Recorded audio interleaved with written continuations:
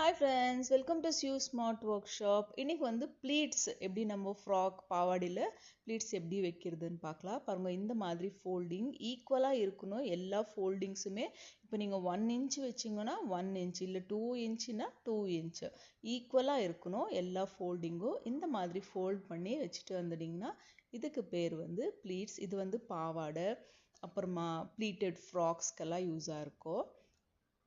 பாருங்க இப்படி ஸ்ட்ரைட்டாக ஸ்டிச் போட்டிங்கன்னா இது வந்து ப்ளீட்ஸ்.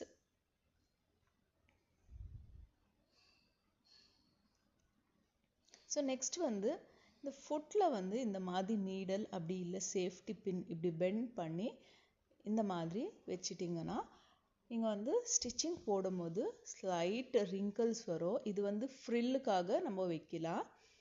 ஃப்ராக்ஸ் ப்ளவுஸோட ஸ்லீவ்ஸ்லலாம் இந்த மாதிரி டிசைன் பண்ணிவிட்டு வைக்கலாம். ஸோ நீடல் நீங்கள் அந்த உள்ளே வச்சிட்டிங்கன்னா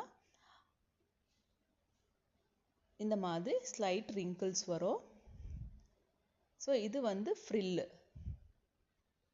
பாருங்கள் இப்படி ஸ்ட்ரெயிட்டாக நீங்கள் மார்க் பண்ணி கூட வச்சுக்கலாம். மார்க் பண்ணிவிட்டு அது மேலே ஸ்ட்ரெயிட்டாக ஸ்டிச்சிங் போட்டிங்கன்னா ரொம்ப அழகாக இருக்கும் டிசைன் இது. ஸோ இது வந்து ஃப்ராக்கில் வைக்கலாம். சாரி ப்ளவுஸோட ஸ்லீவ்ஸில் கூட நம்ம இந்த மாதிரி டிசைன் பண்ணிக்கலாம்.